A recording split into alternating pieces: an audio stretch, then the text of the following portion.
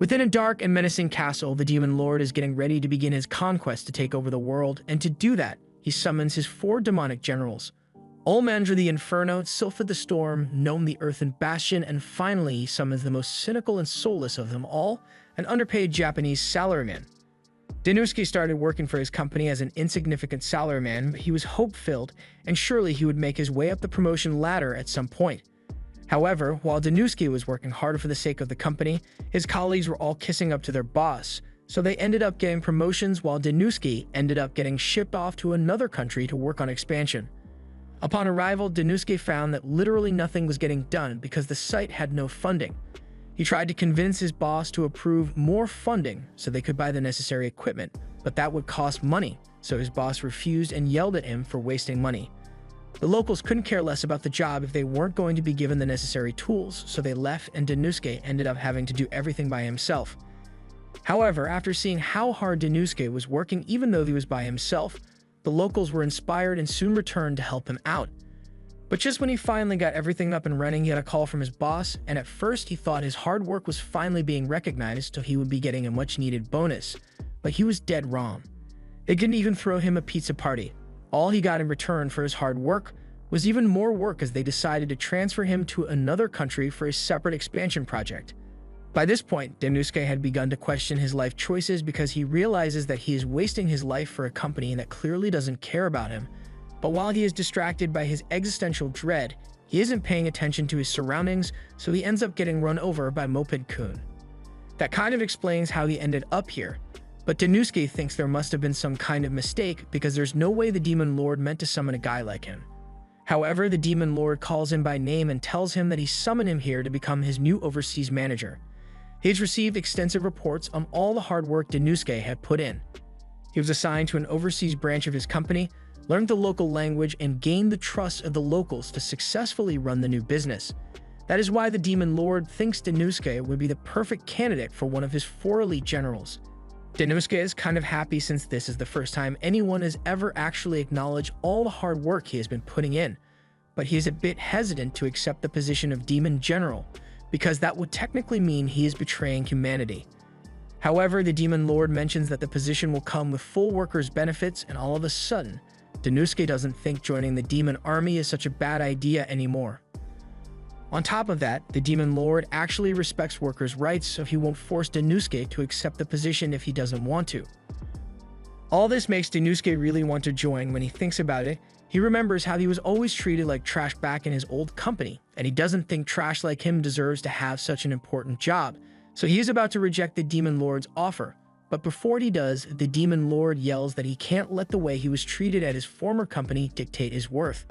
That place was run by obnoxious and selfish managers who only cared about themselves, so they would never pay attention to all the work Denouski was putting in behind the scenes.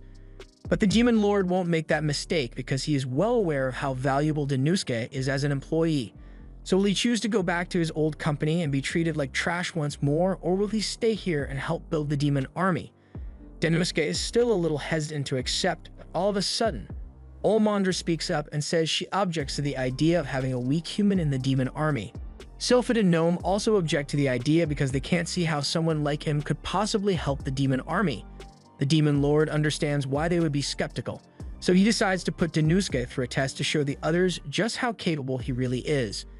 Denouski starts freaking out and tries to explain to the Demon Lord that he has no powers, so he can't fight, but it's already too late because Olmandra has decided to attack him at full force to see what he's made of. She heard something about otherworldly humans possessing special powers, so tells Denouski to try and stop her deadly kick. However, before the kick could land, the Demon Lord steps in front of her and stops it. Olmandra asks why the Demon Lord interrupted her, but he points out that she didn't wait for him to finish talking, so she ended up misunderstanding the situation. Look at poor Denouski over there, he got so scared that he passed out from the shock. The others are surprised because Olmandra wasn't even trying that hard, so for Denouski to pass out from an attack like that, it makes it seem like he's just a regular human. The Demon Lord tells them that Denouski really is just a regular human, and that makes them all object to the decision even more. The Demon Army is made up entirely of monsters, so if a human were to enter the power struggle between the demons and demi-humans, then he would get eaten alive almost instantly. The Demon Lord admits that there is a bit of friction between the factions of his army, But that's exactly why he needs Denouske and his skill set. He doesn't expect him to have a sturdy body or incredible attack power, but rather what he expects from him is his resourcefulness. Just then, Denouske finally regains consciousness and begins pleading for them to let him go because there's no way he can deal with attacks like what Olmundr just tried to hit him with. The Demon Lord tells him to calm down and explains that he won't be expected to fight, but the Demon Lord does intend to give Denouske a fitting exam. He explains that the demon army is currently trying to create a pact with the surrounding tribes, and so far they've managed to reach an agreement with the salamanders and werewolves, but negotiations with the Minotaur tribe has been quite difficult, so Denouske's test will be to do whatever it takes to form a pact with the Minotaur tribe. With Denouske's superb negotiation skills, it should be simple enough to gain the Minotaur's trust and reach an amicable agreement, but Denouske doesn't see anything simple about negotiating with Minotaurs. However, the Demon Lord seriously believes he can pull it off, so he tells Denouske to ask Olmundr if he has any questions. Afterwards, Olmundr leads Denouske down the hall so he can begin negotiating with the Minotaurs. But she thinks this is a huge waste of time since there's no way a human like Denouske can negotiate with Minotaurs. Denouske thinks she's right about him being useless, but the Demon Lord seems so sincere when he was talking about how much he needed Denouske, and all Denouske has ever wanted was to have his hard work recognized, so he wants to live up to the Demon Lord's expectations of him as much as he can. Just then, Olmundr tells Denouske that they've arrived at the meeting room where the chief of the Minotaur tribe is staying, and Denouske is a bit shocked by the sheer size of the room, but Olmundr explains that it's perfectly normal since the Minotaurs are big monsters. And as a fair warning, she tells him that Minotaurs are known to be quite ferocious, so if he's not careful, he's going to end up getting himself trampled to death. As Olmundr opens the door, Denouske has no idea what to expect from the Minotaur chief, but he intends to do his best to negotiate no matter what. However, once he actually sees the Minotaur chief, he freaks out. There's no way he could negotiate with someone like Tereus without instantly dying. Olmundr feels bad for him, so she offers to help him out with the negotiations, and Denouske is really thankful for the help. But then he sees Olmundr start arguing with Tereus, so he gets the feeling that negotiations aren't going so well. Olmundr doesn't understand how Tereus could be dissatisfied with everything they've provided for him, and Tereus says she doesn't understand what he's saying, so no headway is made on the pact, and Olmundr leaves the meeting room. Olmundr really doesn't understand why it's so hard for Tereus to agree to the pact now when he was initially open to the idea. Just when they were about to finalize the agreement, he started yelling nay, nay over and over again. Olmundr came back several times to see if he would agree to the pact again, but all he would ever say was nay, so she couldn't understand what he wanted. Olmundr can't possibly see a resolution, so she's going to leave the rest for Denouske to figure out, although she fully expects him to fail miserably. Denouske starts having a full-on panic attack because he thinks there's no way to get around this mess, but as he is walking through the halls trying to figure out what to do, he spots a bar sign and decides to head in to clear his head. The bartender gets him a warm towel to calm him down, and Denouske orders a drink while he sits down to think. He would like to work on the negotiations, but there's nothing he can do if the client refuses to negotiate. However, Denouske then realizes that Tereus might not actually be refusing to negotiate after all. He has experienced a situation like this before where a client was constantly telling him no, but when he looked into the client's eyes, he could tell what he really meant, and both sides were eventually able to reach an agreement. He now knows what he needs to do, so he finishes his drink and heads outside to do what businessmen do: negotiate.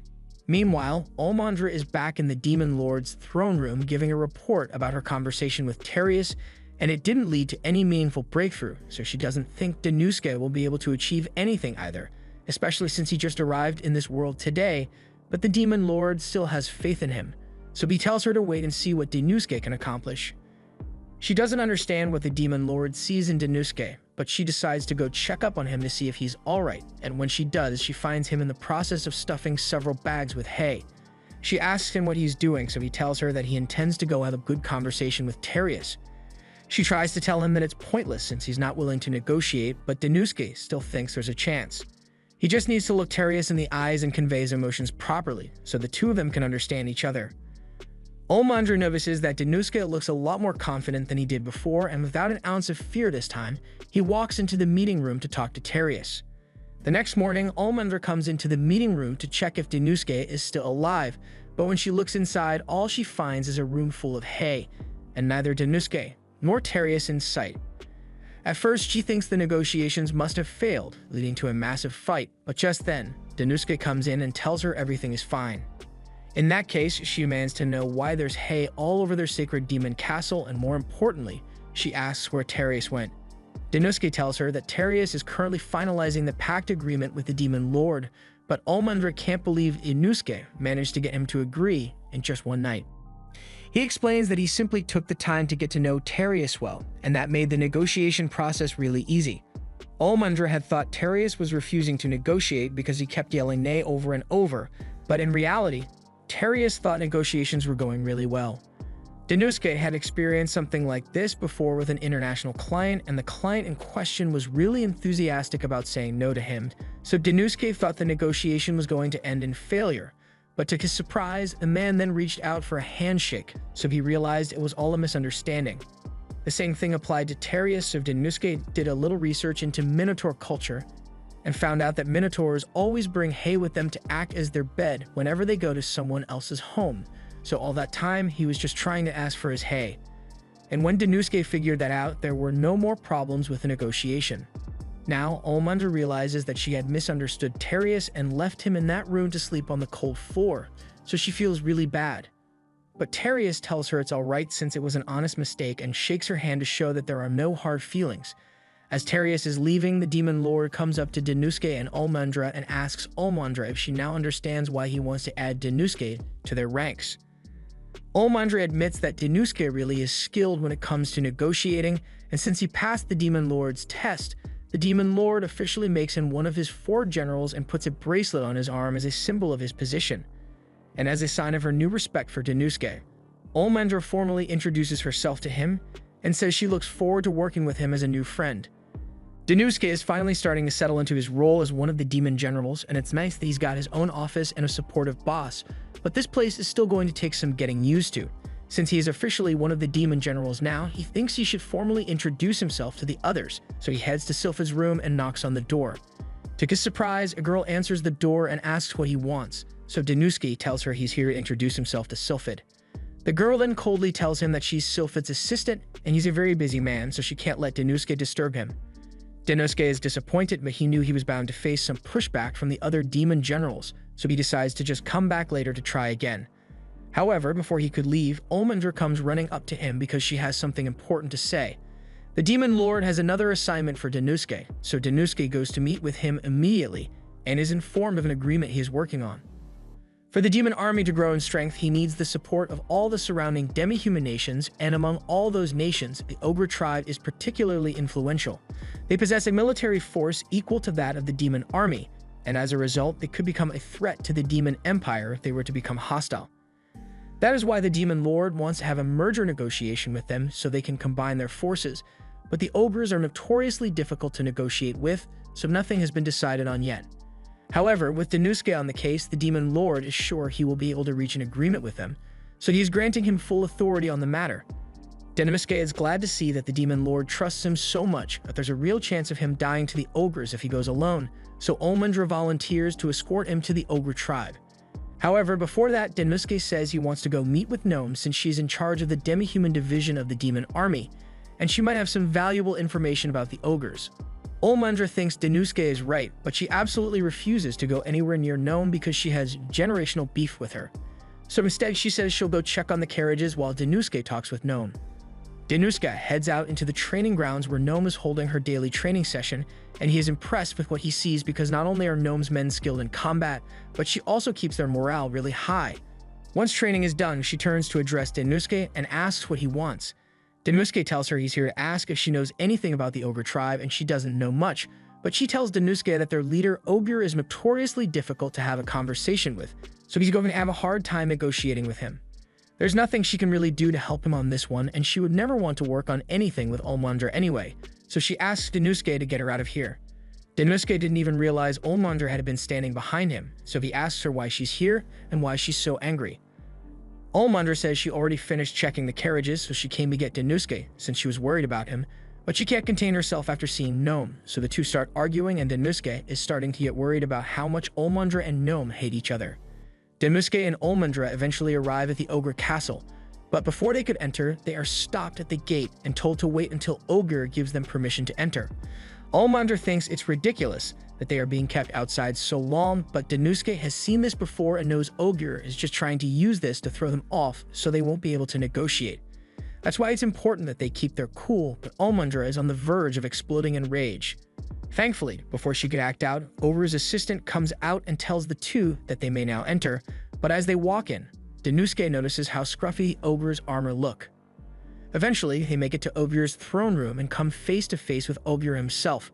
But when Olmandra tries to start the negotiations, he tells her to shut up. He doesn't care why they are here because he's never going to listen to what they have to say unless, of course, they came to surrender to him. In which case, he might hear them out, but only if they agree to kill their chief, the Demon Lord. Olmandra can't believe the levels of bullshit she just heard from Ogier's mouth, so she's about to crash out right now. But Danuske grabs her hand and tells her to calm down because a violent crash out is exactly what Ogier is hoping for. He then turns to Ogier, and in his most polite businessman voice, he says he and Olmandra are going outside to have a brief chat. Outside, Olmandra lets out all her rage and curses the very existence of Ogier for daring to say such a thing. She's fully prepared to go back in there and tear Ogier limb from limb, but Danuske calms her down and tells her they can't react to his provocation because that's exactly what he wants. He is intentionally saying things to get them angry in hopes that they cause a scene so negotiations break down. That way, he can avoid directly rejecting the negotiation and blame its failure on the two of them. Now that she knows what Ogier was trying to do, Olmandra decides to calm herself down, but she's still really frustrated by the fact that Ogier insulted the Demon Lord. To be honest, Danuske is just as angry, but acting on that anger would only hurt their chances of success here, so they have to be careful about how they respond. With that said though, Ogier isn't willing to negotiate, so there's not much they can do at this point.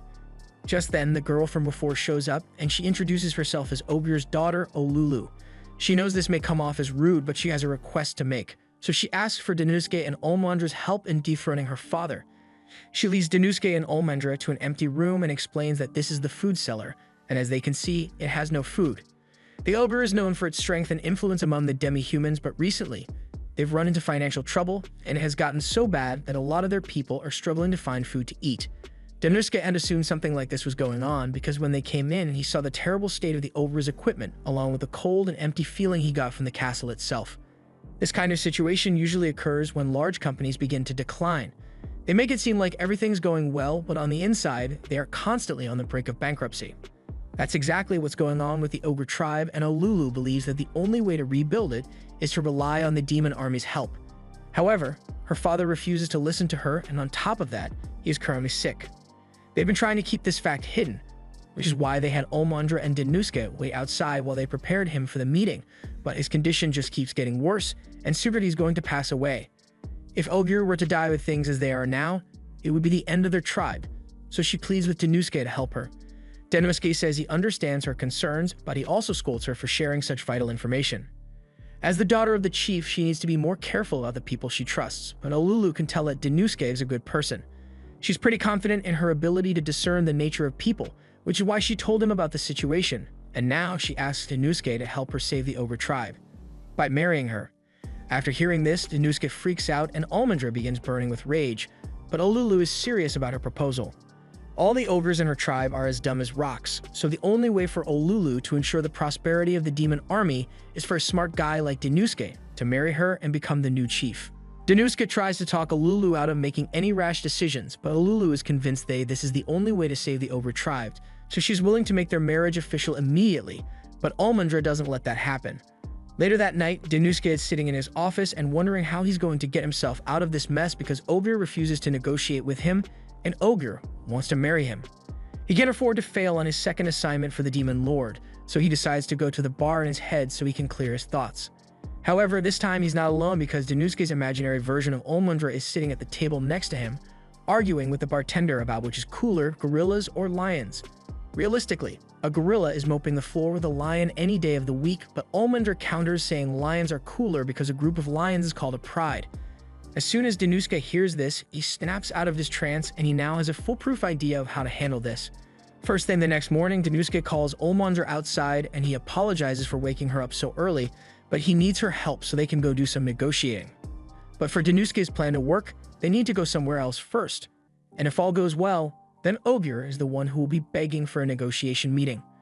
1 week later, Danuske and Olmundra are called into the chief's throne room, just like Danuske had planned, and Ogier looks pretty mad. He just found out that all the surrounding tribes formed an alliance with the demon army over the past week, and he wants an explanation. A week ago, Danuske told Olmundra about his plan to recruit the smaller tribes first instead of trying to convince Ogier. It shouldn't be too hard because just like the Ogre tribe, the other tribes are struggling with a food shortage, so they can be swayed by the promise of support. Olmundra understood Danuske's plan, but she didn't expect it to work so well by forcing Ogier into negotiations. Danuske's strategy was based on something he had to do when he was selling a product back on Earth. If he tried to approach a big company directly, he would usually be rejected, so he decided to first market to all the smaller companies and sell them his product, and eventually the big company would be forced to contact him and ask for the product as well so they wouldn't be left behind.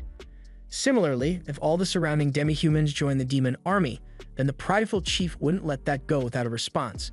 For now, Danuske plays dumb and acts like he simply offered to form an alliance with the smaller groups because they were struggling to survive and needed the support of the demon army. But that makes Ogier even angrier since he never agreed to any negotiations.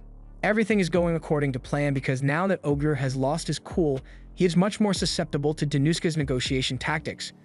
Danuske then starts explaining that the alliances weren't formed by him alone because he had help from Olulu.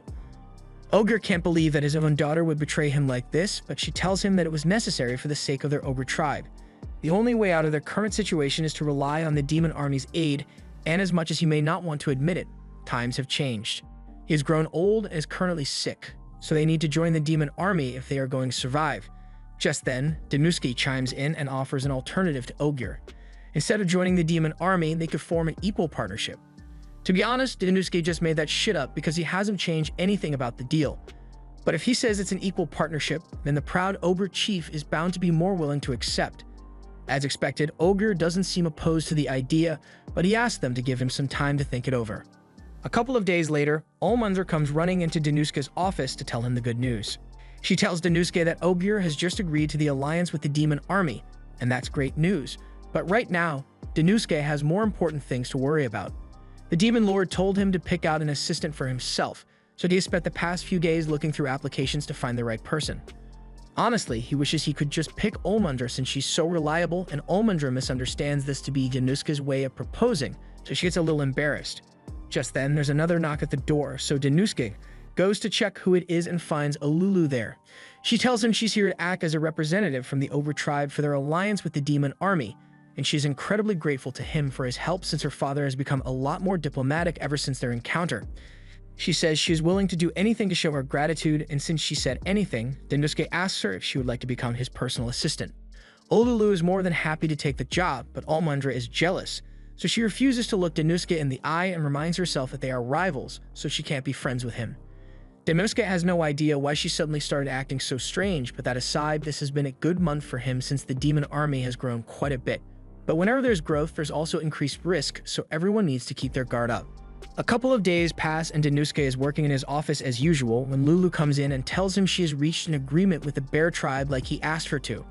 So as long as he meets their conditions, they will support the demon army. Danuske is glad to hear that things went well with the bear tribe, but there's something else Olulu wants to tell him. She heard that Danuske is going to be rewarded for all the hard work he has been putting in, and the award ceremony is going to be held soon, so she'll tell him about it after his lunch break is over. Danuske has no idea what he's going to be awarded, but with how the Demon Lord treats him, he can be sure that it will be better than a pizza party. Just then, Olmundra comes into Danuske's office with some lunch for them to share as they always do. But while Danuske loves eating with Olmundra, he hates the fact that the only food available in the demon army is bland porridge. He understands that there are limitations to the logistics of feeding an entire army, but he still wishes he could at least have some meat to go with the porridge. Olmundra hears Danuske complaining and she has the perfect solution, so if Danuske wants meat, then they are going to go get it from the source. Danuske really doesn't like the idea of going hunting just so he can eat some meat, but that's not the only reason Olmundra brought him out here. She actually received a request from the demi-human tribes living nearby, asking her to exterminate a magical beast that has been attacking them in this forest. So far, 5 orcs have been killed by this thing, and Danuske thinks that's terrible, but Olmundra sees it differently. It's perfectly natural for the weak to be eaten by the strong, and normally it would be the orc tribe's job to defend themselves from any threats like this. But the beast in question is far too strong for them to defeat, and Olmundra can't let the orc tribe be slaughtered, so she agreed to handle it for them. Speaking of which, Olmundra notices some mushrooms growing under a tree, and from what she was told, all the orcs who got eaten were attacked while picking these mushrooms, since they are a valuable ingredient. Therefore, the magical beast must be camping somewhere around here, and if they wait long enough, then it's sure to attack. Evidently, they didn't have to wait long since the boar shows up behind them almost immediately, so Olmundra tells Danuske to run for cover while she handles this. She jumps into the air and heel kicks the boar's face into the ground. But in retaliation, the boar starts using its horns to throw rocks at Olmundra, and although she can easily dodge them, Danuske can't, so he's freaking out. The boar starts smashing through trees and is heading straight for Danuske, but before he could get hurt, Olmundra lands a clean punch to the boar's stomach. From what he can see, it's clear to Danuske that Olmundra is strong, but so far, none of her strikes have been fatal. It wouldn't matter if this was just a regular fight, but right now their goal is to hunt this thing, so what she's lacking is killing power. The boar has sharp tusks to attack with, so a single mistake on Olmundra's end would be fatal. However, her blows only cause blunt force trauma, so she's going to end this quickly. Then Danuske thinks she needs a weapon. He was right about Olmundra's blows not being strong enough to kill this thing as she is now, but she has been holding back so far. She doesn't like using her true power because it takes a long time to recover from the effects, but she won't be able to kill this thing otherwise.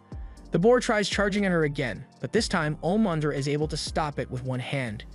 She could easily kill it with a single punch right now, but that might ruin its meat, so instead, she picks it up and snaps its neck.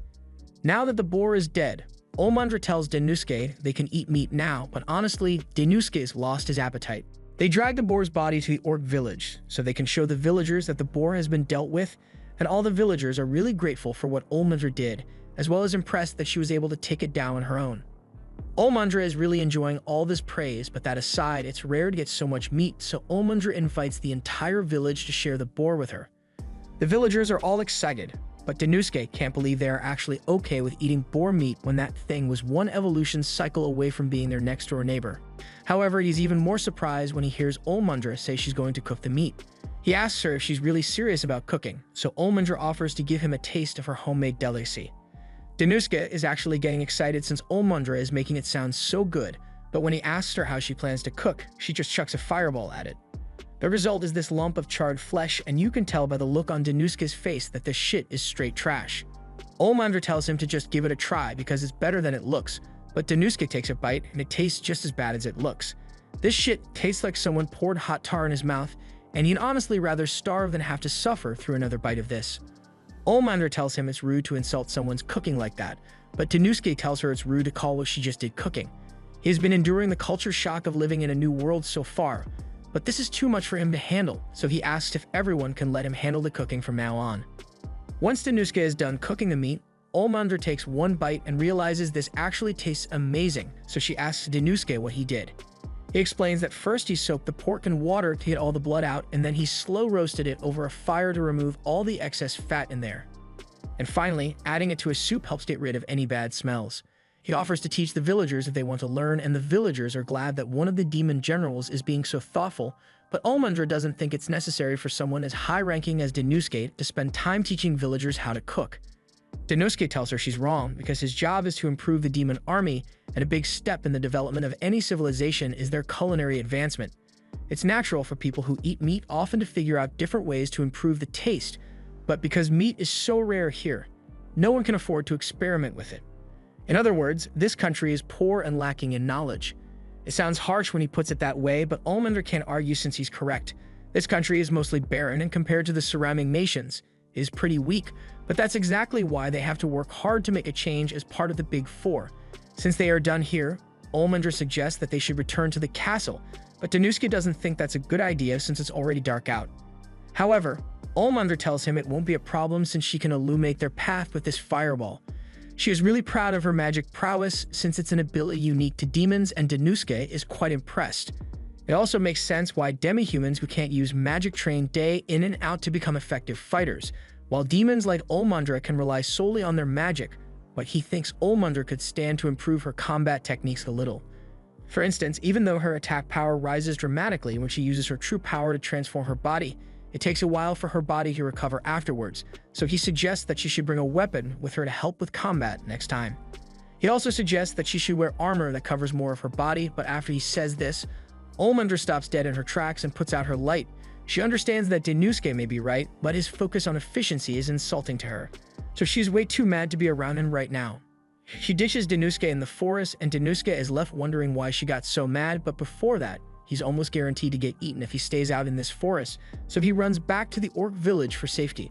The next morning, Denouske meets with the Demon Lord to give a report on the mission, and the demon congratulates him on his success.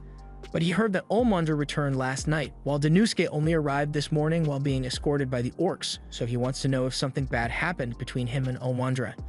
Denouske breaks down and says he's not worthy of being one of the demon army's generals. The Demon Lord tells him to calm down and explain what happened, so Denouske tells him everything.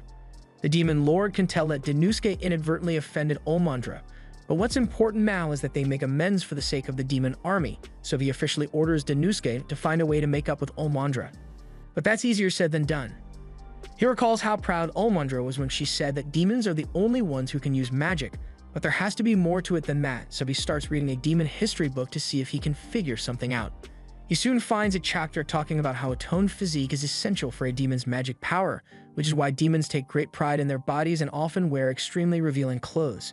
Denouske now understands why Olmandra got so upset, because when he told her that it would be more efficient to wear armor that covers her body more, he was basically rejecting her pride as a demon. But even if he knows the reason she got mad, he has no idea how he's going to repair their relationship. Meanwhile, over in the castle, Olulu has just finished chopping up the firewood for the day, and she's about to go handle her next task, but she is shocked to see a menacing wall of death in front of her. Olmandra is really upset about what happened with Denouske, so when she sees Olulu, she runs to her, crying that Denouske hates her and refuses to praise her body. Olulu has no idea what's going on at first, but after Olmandra explains what happened, she realizes where the misunderstanding might have come from. She tells Olmandra that as a human, Denouska's values are a lot different from theirs. In particular, Olulu knows that Denouske doesn't think exposing your body is a good thing, but Olmandra can't believe it since she's been exposing her body to him for weeks, and he never complained about it. Olulu explains that Denouske probably just thought Olmandra was some kind of exhibitionist, so he never questioned it. Upon hearing this, Olmandra suddenly realizes that if Denouske was uncomfortable with her exposed body, then all those gestures of bodily affection she had shown him probably did come off as some sort of deviant behavior. She's so embarrassed and angry at herself for ditching Denouske in the forest that she starts smashing her face into the floor, but Olulu begs her to stop because the floor can't take much more of this. Olmandra asks Olulu for advice on what she should do now since she got mad at Denouske for no reason, so Olulu tells her about a discussion she had with him when she first became his assistant. He told Olulu that he wanted her to stay true to her desires no matter what because he wanted her to feel free to talk about any troubles she had so they could come to a solution together. Regardless of any misunderstandings, Olulu is sure Olmandra can make up with Denouske as long as they talk it out.